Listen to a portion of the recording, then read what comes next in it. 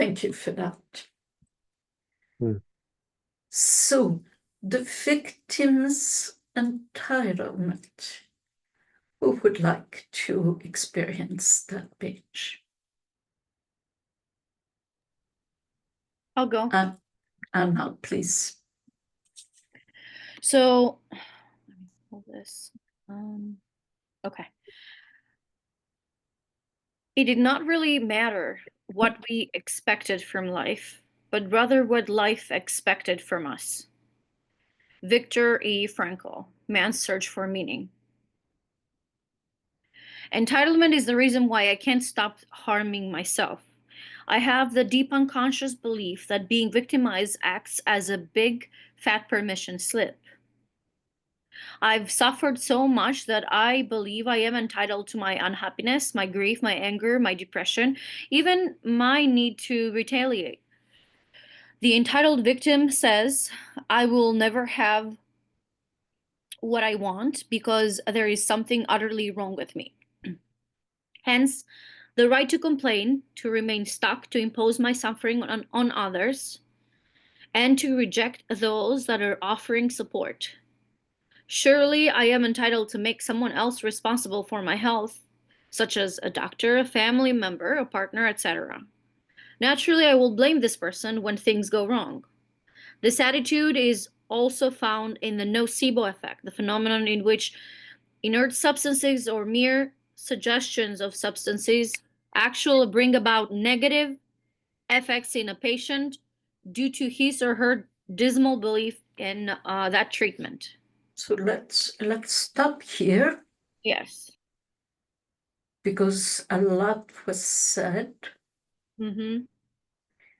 And if you would go backwards and tell us where you are being judged, where what is being said may have been and or may still be part of what you're going through. Well, I've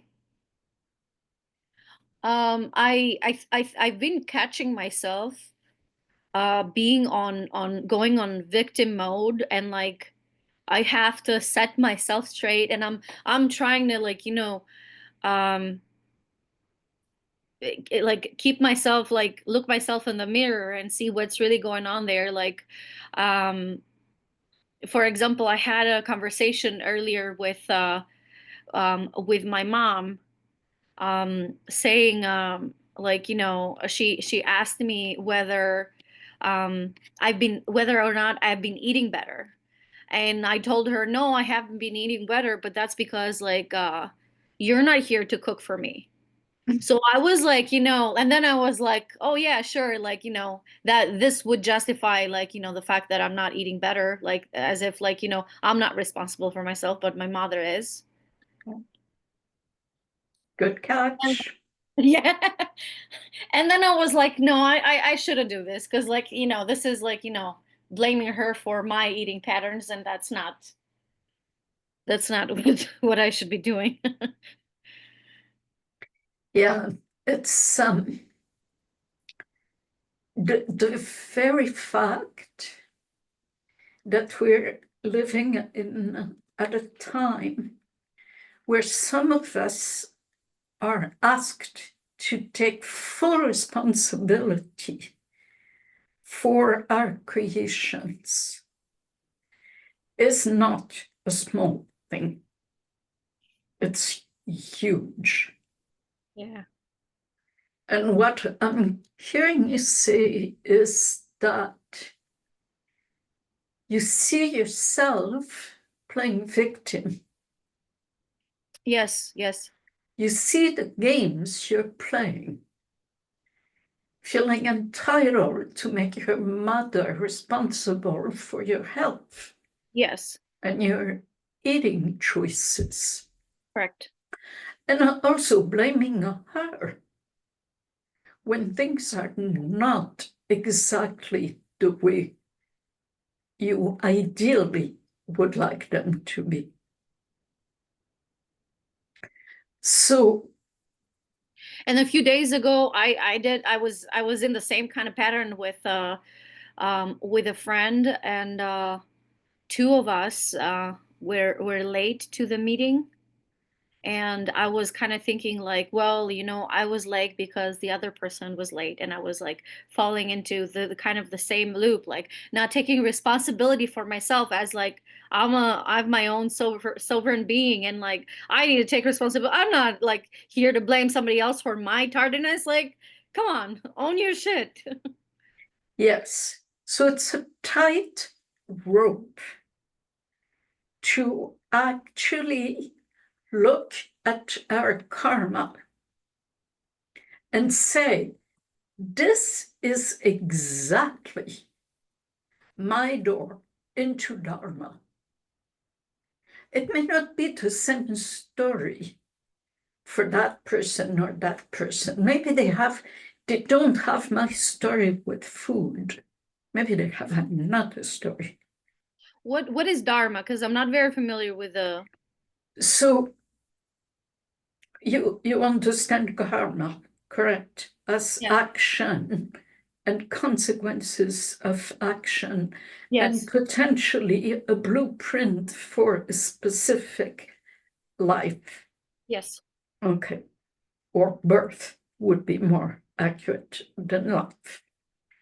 Dharma goes beyond serial birth and rebirth. It's transcendence of the personal. It's no longer being identified to I am the body, I am the doer. It's really being free to offer the action without any attachment to the fruit of the action. In that sense, it is pure service. There's no sense of look at me serving at all. And Michael, would you please answer the question in your way? Dharma is a path, it's a way, and it is a way that is resonating with the highest ideal of embodied spiritual integrity. Okay. Lovely. Okay. So karma, your specific birth as Anna, has a door that opens onto Dharma, where Anna is actually no one, nothing, nowhere, in no time, nobody. When Anna can say no to the thoughts that harm her. Okay? Yes. That's where you find it. In that sense, there is nothing to resist. Okay? Yes. Very good. Yeah. So, Kind of feeling like you're watching a movie and you're starting to associate with the movie on specific aspects, and it's as if like you're getting angry and you're yelling at the TV, but like it was the engagement that like so stop, because it's just a movie. Well, yeah, and Dharma would be the screen, the observer, and the light all together. Yeah. lovely. So please continue. All right. So my victim also insists on legal entitlement, defending the right to a particular privilege or benefit granted by the law. Once again, my victim is always taken advantage of, and it's never its fault. I would rather be litigious, I'm not sure how to read that word, than to be so awed by the exactitude of the law that I'd let go of claiming my pound of flesh. So let's stop just a moment. Do you understand the word litigious? Do you No, know what it means? no. Does anyone here on this call know what litigious means? Yeah, you're gonna levy a lawsuit anytime you feel like you've been violated. So if you're driving through the supermarket and someone looks at you wrong, you're gonna file a lawsuit. Okay. And Susie, you were going to say something. Just like conflicted or like always wanting to be in conflict is what comes to mind. Most correct. Yes. Okay, so read again from the beginning. My victim also insists. Okay, my victim also insists on legal entitlement, defending the right to a particular privilege or benefit granted by the law. Once again, my victim is always taken advantage of, and it's never its fault. I would rather be litigious than to be so awed by the exactitude of law that I'd let go of claiming my pound of flesh. I have made myself so weak by mistreating my body that I attract people's dishonesty. They used me. Okay? They abuse. I'm thinking while while I'm reading. They No, but I very much appreciate that you would make sure that you understand what you Yes. just read. So I thank you for that. Yeah, no, I'm thinking like how does that apply to me? And okay, so the abuse forces me to hire lawyers and sue. Heck, playing victim makes me attention.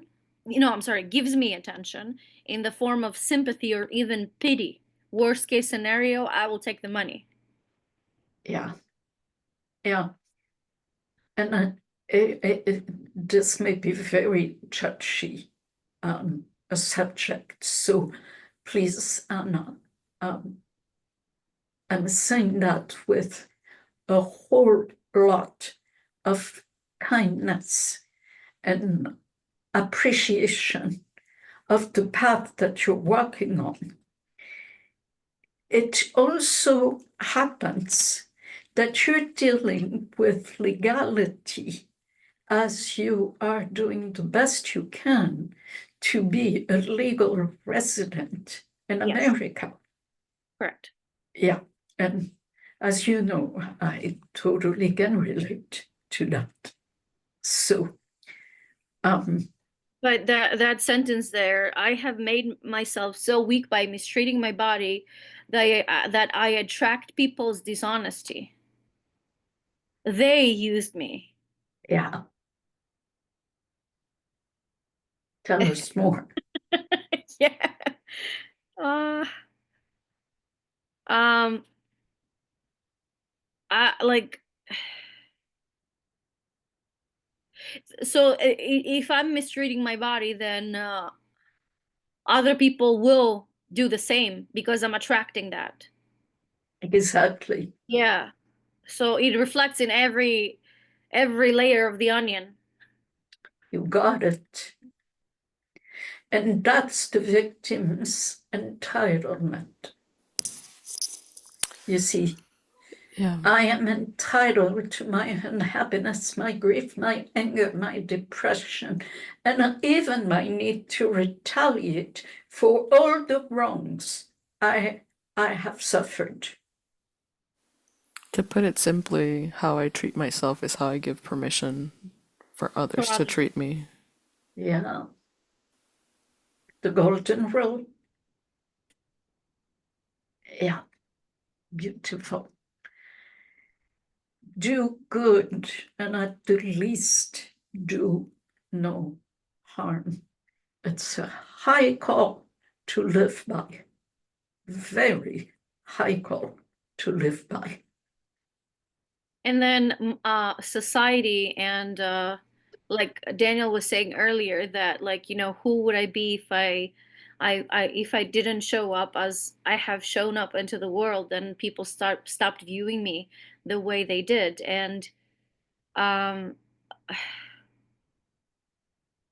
that alone is I lost my train of thought. I was oh, sorry, continue. I was, Well, if he comes back, I will, okay, yeah. I know it will come back. So let's continue.